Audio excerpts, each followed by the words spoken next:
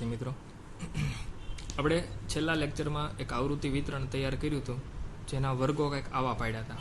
ઉદાહરણ નંબર 3માં 10 થી 19, 20 થી 29, 30 થી 39, 40 થી 49, આવી રીતે આગળ ઘણા બધા વર્ગો હતા. આ પ્રકારના વર્ગો આપણે એટલા માટે પાડ્યા હતા કે રકમમાં આપણને કીધું હતું કે એક વર્ગ છે 30 થી 39 આ પ્રકારનો આવવો જોઈએ. આની જેવા જ બીજા આપણે આવી રીતના વર્ગ પાડીએ કે 10 થી 20, 20 થી 30, 30 થી 40, 40 થી 50. બરોબર. આ અનિવારક અને આને નિવારક વર્ગ કહેવામાં આવે છે. બરોબર. બે વર્ગ જોઈને તમને આઈડિયા આવી ગયો છે કે આને અનિવારક શું કામ કહેવાય અને આને નિવારક શું કામ કહેવાય. બરોબર. તોય હું તમને કહી દઉં કે ઉપરના વર્ગની જ્યાં ટૂંકમાં વર્ગ પૂરો થાય, બરોબર, ઉધ્વસીમાં, અને નીચેના વર્ગની અધસીમાં, મતલબ કે જ્યાં વર્ગ શરૂ થાય, બંને કિંમતો જુદી જુદી હોય તો એને અનિવારક કહેવાય. અને જો પહેલા વર્ગની ઉધ્વસીમાં અને એની પછીના વર્ગની અધસીમાં સમાન હોય તો એને નિવારક કહેવાય. આમાં જો બધામાં સમાન છે એટલે આ નિવારક વર્ગો કહેવાય અને આને અનિવારક વર્ગો કહેવાય. હવે અનિવારક પ્રકારનું આવૃત્તિ વિતરણ ક્યારે બનાવવાનું અને નિવારક આવૃત્તિ વિતરણ ક્યારે બનાવવાનું એ સમજીએ. જ્યારે અસતત માહિતી હશે, બરોબર, ઓલું અકસ્માત વાળું ઉદાહરણ, તો અકસ્માત 0 થી 5 સુધીના જ હતા. બરોબર. આખું આવૃત્તિ વિતરણ હતું કે 0 અકસ્માત, 5 અકસ્માત, 2, 1, 3 આવી બધા જુદા જુદા અકસ્માતોનું લિસ્ટ હતું. તો આનો વિસ્તાર નાનો અમથો હતો એટલે આમાં આપણે સીધું આવૃત્તિ વિતરણ કરી નાખ્યું હતું, સીધા એની સામે લીટા કરી અને એની આવૃત્તિ. પણ જો વિસ્તાર મોટો હોય એવી અસતત માહિતી મળે. પહેલા તો અસતત માહિતી શું એ તમને ખબર હોવી જોઈએ. અસતત એટલે કે જેને ગણવાની જરૂર પડે, જેમ કે અકસ્માતની સંખ્યા, બરોબર, ઈ કોઈ પણ સંખ્યા ધારણ ન કરી શકે. એ પૂર્ણાંક જ હોય, 0 પછી સીધું 1, સીધું 2, બરોબર, તો એને અસતત કહેવાય. હવે અસતતમાં જો મોટા વિસ્તારવાળી માહિતી આવી હોય, બરોબર, જેમ કે આપણને અવર્ગીકૃત માહિતી, બરોબર, એટલે કે વર્ગીકરણ કર્યા વગરની માહિતી આવી આપી છે, 25, 38, 42, 18, 17, 35, 48, 55, 20, 65, બરોબર, આ માહિતી આ અસતત છે. કેમ કે આ કોઈ પણ ધારણ નહીં કરી શકે, બરોબર, કોઈ પણ કિંમત ધારણ કરી શકશે નહીં. જ્યારે વજન હોય તો એ પોઈન્ટમાં આવીએ કે ગમે એ આંકડો વજન તરીકે હોઈ શકે, બરોબર, 40.35, 41.70, એટલે કે 40 ને 41 વચ્ચેના બધા આંકડા વજન તરીકે આવી શકશે. એમાં એવું નહીં થાય કે કોઈ વ્યક્તિનો 40 કિલો વજન હોય પછી સીધો 41 કિલો જ થશે, વચ્ચેનો કોઈ આંકડો ન આવે, એવું ન બને. એમાં બધા આંકડાઓ શક્ય છે. પણ જેમાં માત્ર આવી પૂર્ણાંક સંખ્યાઓ જ શક્ય હોય અને એનો વિસ્તાર મોટો હોય, બરોબર, ત્યારે એને આપણે સીધા આજે અકસ્માતને 0, 1, 2, 3, 4, 5 કરીને એની સામું આવૃત્તિ વિતરણ કર્યું હતું એવું આમાં નહીં કરી શકીએ. છે આ અસતત જ તે, પણ વિસ્તાર એનો મોટો છે, બરોબર. ત્યારે આ પ્રકારે વર્ગ પાડવાના. કેમ તો કે 19 પછી સીધા 20 જ આવશે. 19 પછીના 19.5, 19.7, 19.8 એવું અસતતમાં આવી શકે નહીં.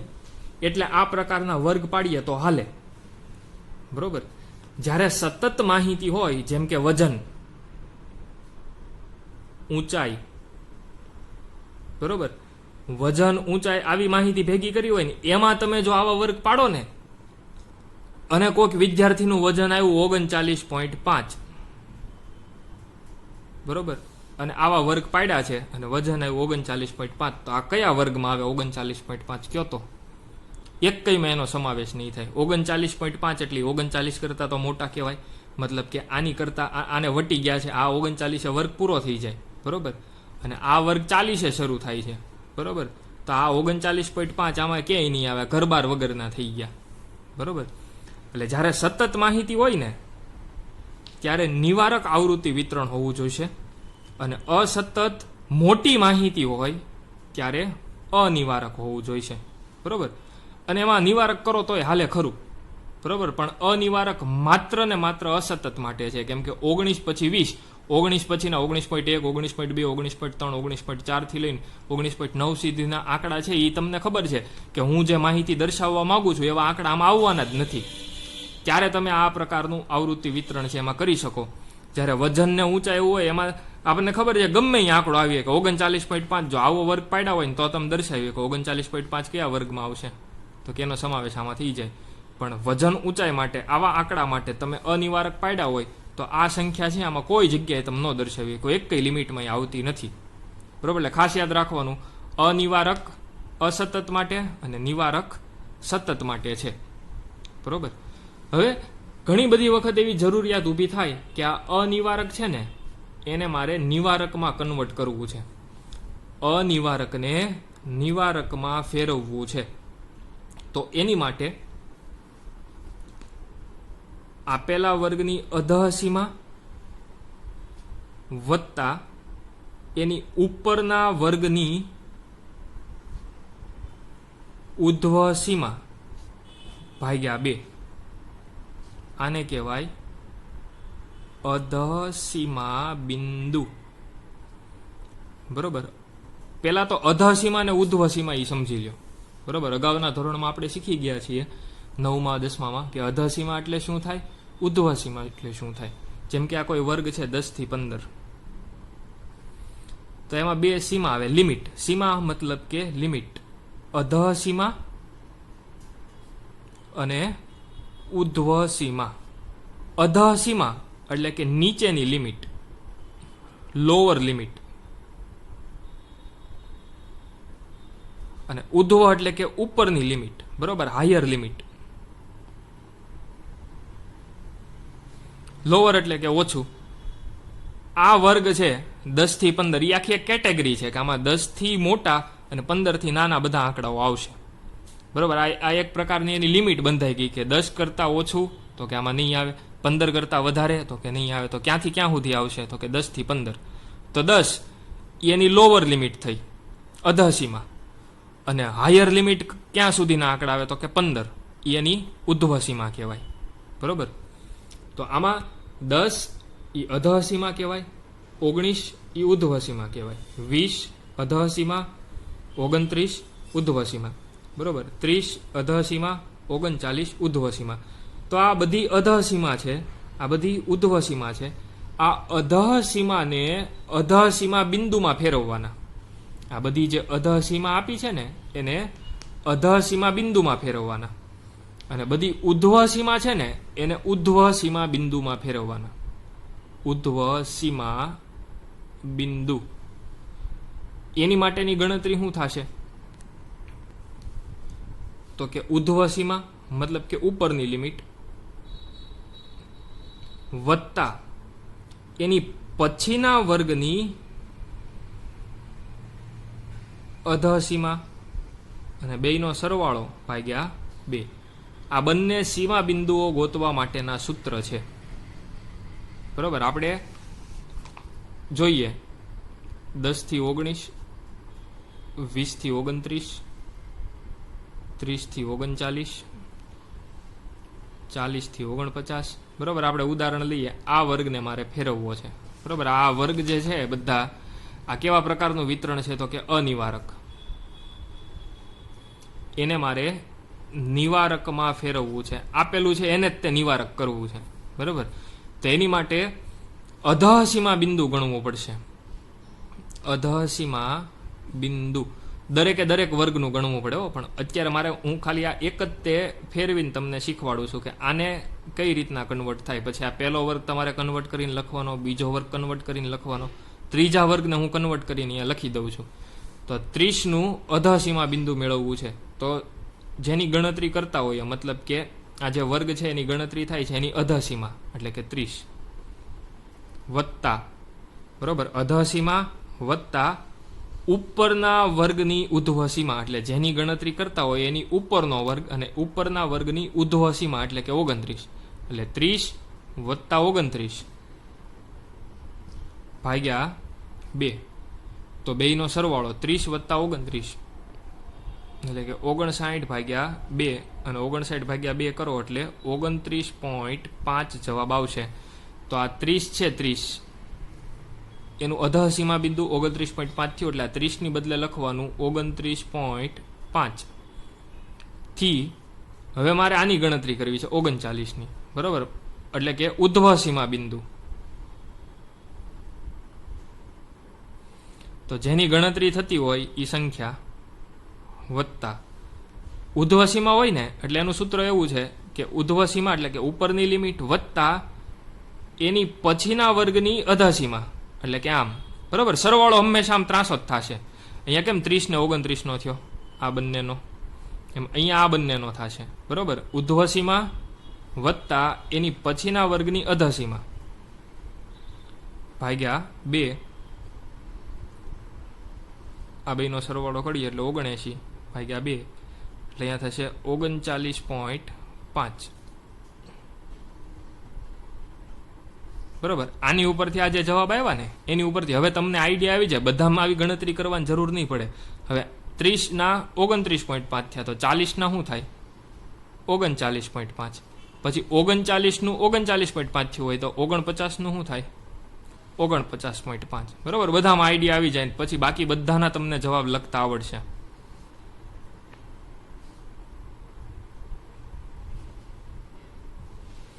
તો આ અનિવારક જે છે એનું નિવારકની અંદર રૂપાંતરણ થયું અને અનિવારકને નિવારકમાં ફેરવવા માટે અધઃસીમા બિંદુ અને ઉધ્વસીમા બિંદુની ગણતરી કરવી પડે અને આ એના સૂત્ર. અધઃસીમા બિંદુ એટલે કે અધઃસીમા વત્તા ઉપરના વર્ગની ઉધ્વસીમા અને ઉધ્વસીમા બિંદુ એટલે ઉધ્વસીમા વત્તા પછીના વર્ગની અધઃસીમા, બેયનો સરવાળો ભાગ્યા 2. તો એ રીતનો સૂત્ર લગાડીને આપણે અનિવારકને નિવારકની અંદર ફેરવું.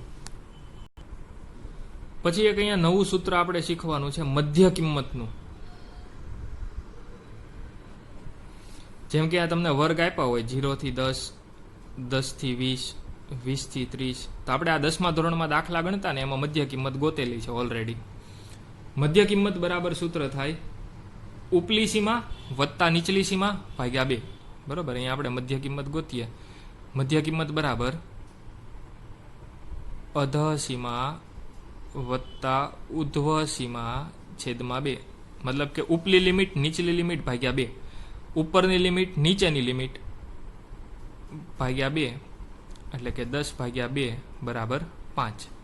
આની મધ્ય કિંમત આ ગણતરીથી કરશું એટલે મળશે 15. આની મધ્ય કિંમત 25, આની મધ્ય કિંમત 35, બરોબર. તો આ એક નવું સૂત્ર આપણે શીખ્યા મધ્ય કિંમત શોધવાનું, જે ઓલરેડી 10મા ધોરણમાં આપણે શીખી ગયા છીએ, બરોબર.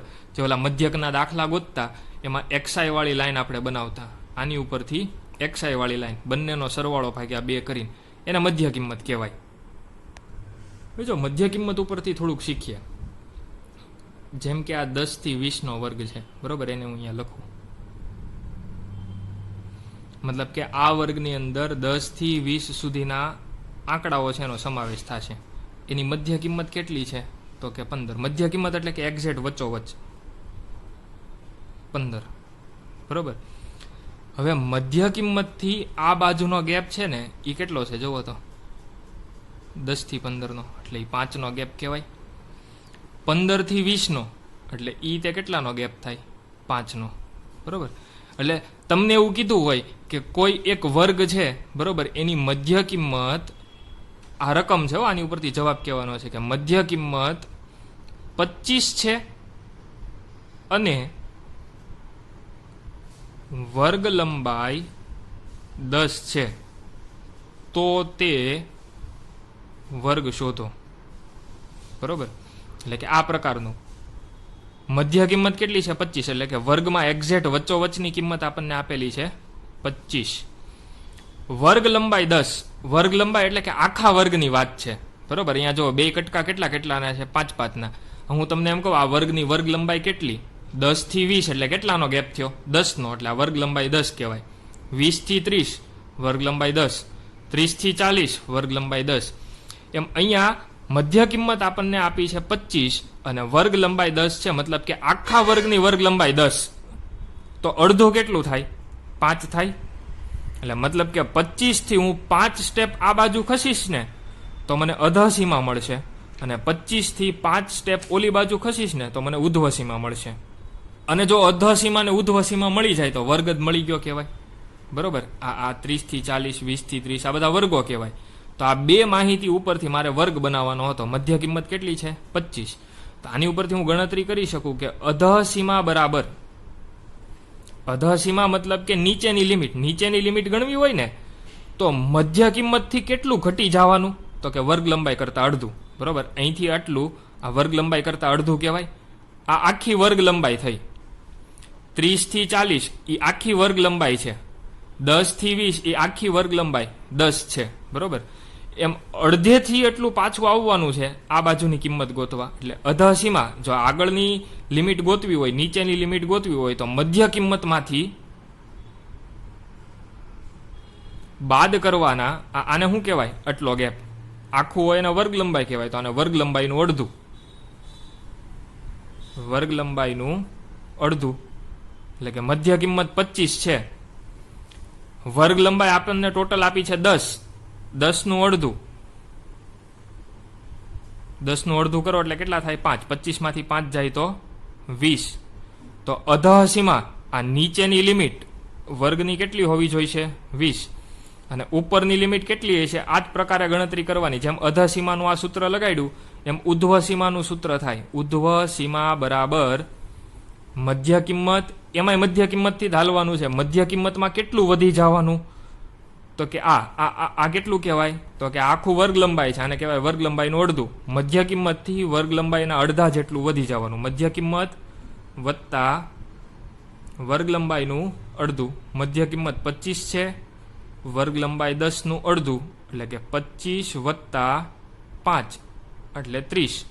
તો ઉધ્વસીમા થઈ 30. તો વર્ગ કયો થયો કહેવાય? 20 થી 30.